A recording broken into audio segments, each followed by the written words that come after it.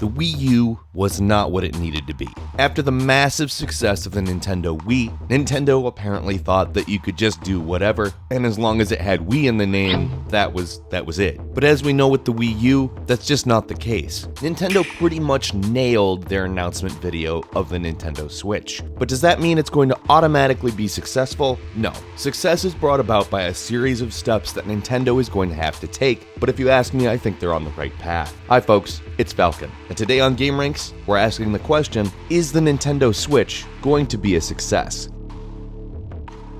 At E3 one decade ago, in the year 2006, Nintendo stopped fiddle-faddling around with code names, you know, the rumors had been flying around about a revolution, and announced the Nintendo Wii. The Nintendo Wii was not built on a powerful chassis or anything like that. They did not focus on being better than the Xbox 360 and the PlayStation 3 in graphical prowess, anyway. Because of this, the price was significantly lower than those machines, and as a result, the Wii sold insanely well. It outsold the Xbox 360 and the PlayStation 3 combined in the first half of 2007, and has gone on to sell over 100 million consoles worldwide. Which I don't know if you know, but that's insane. That's like 1/3 of the population of the United States of America owning a Wii. Now obviously it's worldwide, so that includes other countries, but still, a lot of people have a Wii worldwide. Probably more than any other quote-unquote modern game system. Contrast that with the Nintendo Wii U, which has sold 13 million console units worldwide, which is dismal considering its predecessor sold as well as it did. Part of the problem is that Nintendo didn't make it clear what the Wii U was. Was it an add-on? Was it an upgrade? A lot of people speculate that they would have done a lot better if they just called it the Wii 2, which I'm gonna go ahead and say probably yeah. At least people would have known it's a separate console, it's something different that you have to buy for different games. Because people did not know that right away, if you recall. There was a lot of him-hawing around in the media saying, what on earth is this? And that confusion translated to mass consumer confusion. It took Nintendo like 2 years to finally actually clarify that the Wii U was something different.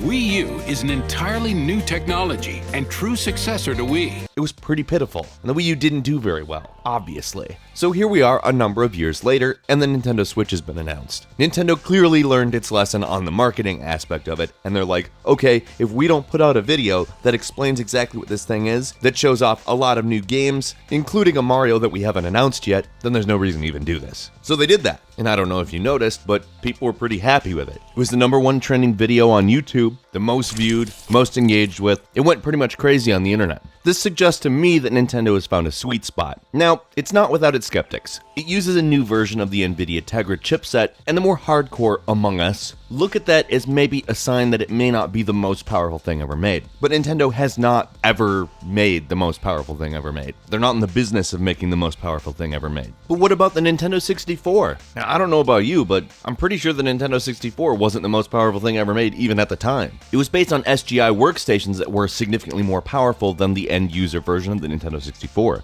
People who are tying the success of the Nintendo Switch to the power of the Nintendo Switch are people I think who fundamentally misunderstand the market. Yes, it is absolutely awesome to have a great PC that can play the best games on Ultra. There's nothing to criticize about that. Really powerful computer systems kick ass, but they're also not mass market. From Wikipedia, the mass market is the group of end consumers who occupy the overwhelming mass of the spectrum of people in the country. In other words, average people, normal people, everyday folks. They're not so into video games that they want to spend several $1,000s on a machine that can play them better than other machines. And it doesn't necessarily have to do with interest level either. It could be that they don't have enough time to. It could be that they're a parent. It could be that the average worker works more than they ever have. Seriously, the workday has gotten out of control. And for those of us not fortunate enough to be working in video games, other things can really be a time suck that takes away from a hobby that we've nurtured our entire lives. There's no specific reason, but over time, Sony and Microsoft has kind of taken the opposite approach. Their idea is to kind of try to bring the console experience closer to the PC experience, which has resulted in basically crappy PCs. The consoles, while they do their job, and I'm happy with them, in many ways do a lot of things that Steam does now, except for less good. And I'm not even talking about like hardware, I'm talking about literal functionality. But I guess the point is, I'm not playing a console for a PC-like experience. I don't really understand why Sony and Microsoft are doing this. If I'm going to sit down and play a console game,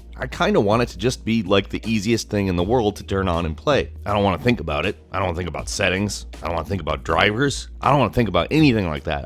I want to press a button and get my game.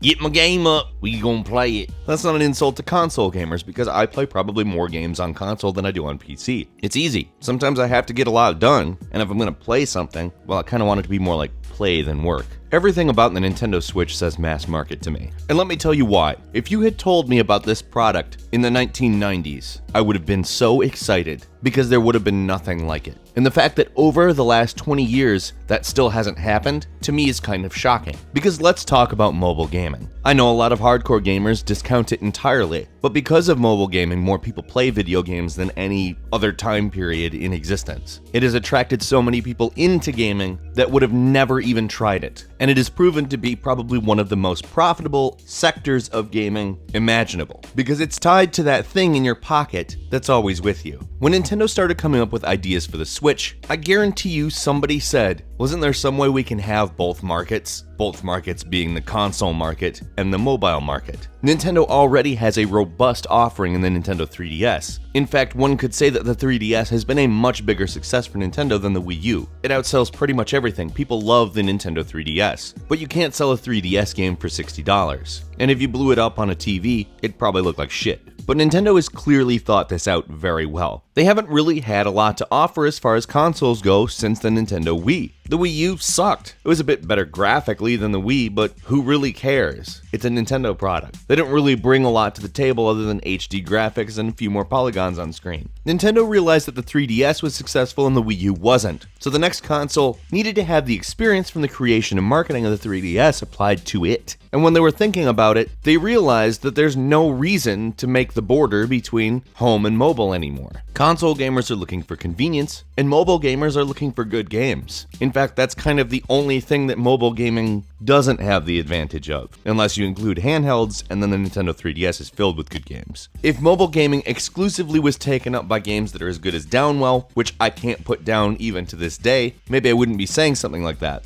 But what Nintendo is doing is essentially making the best new mobile gaming device as their next console. They're going to essentially funnel their dwindling console market into their mobile market and say, hey, this is the flagship product, you're our flagship consumer. When you talk about the Nintendo Switch, you'll be talking about it as a competitor to the Xbox and PlayStation brands. You'll be buying the games for $60, and probably smaller games in a Nintendo eStore for less. Reviewers will play the games on the TV for the most part, but consumers are going to play it everywhere. And truly, it's the most convenient way to play real games possible. From Zelda to Splatoon to Skyrim. They've done so much to remove the barrier between where you are right now, desiring to play a game, and actually playing it. A real game. A full AAA experience style game. Where everyone else is trying to keep up with the PC, Nintendo says, no, we know the consumer doesn't want that. We know the consumer wants the easiest possible way to play a fun game. I'm not saying this is going to be the best console. I'm not making any assertions about how powerful it's going to be because I don't know. We don't really know how much more powerful this version of the Tegra is, if at all, and we don't know if it's overclocked, although the fact that it has a cooling system does indicate that a little bit. But that doesn't mean a whole lot. If they continue to market this console exactly the way they have, which is incredibly accessible, and the machine itself does good at what it's saying it's going to do, it's stable, it looks pretty, etc., I don't see how the Nintendo Switch would not be a success. Now, does that mean it's going to sell like the Wii or even like the 3DS? That kind of isn't something that we should predict. It is creating an entirely new market, a hybrid console mobile market, that could in theory overtake the existing console market. But it may also go more mobile. People may end up liking the machine for its mobile capabilities more. And a lot of that is going to depend on battery life, and we just don't know. But is the Nintendo Switch going to be a success? Yes, absolutely. In fact, Zelda is going to ruin my life for the 9 millionth time.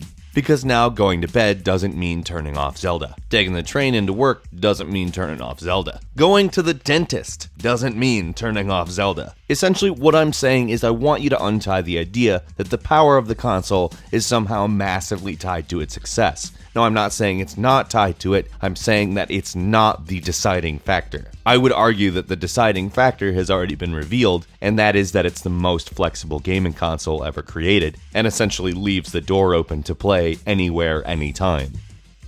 What do you think? Let's meet in the comments. I want to hear if you like the Nintendo Switch and if you think that it's going to be successful or not. Now keep in mind those are two different questions, not the same question. You can not like something and it can be very successful. If you enjoyed this video, please click the like button. And if you're not subscribed, now's a great time to do so. We upload brand new videos every day of the week. And of course, we thank you very much for watching this one. I'm Falcon. You can follow me on Twitter @FalconTheHero. And we'll see you next time right here on gameranx.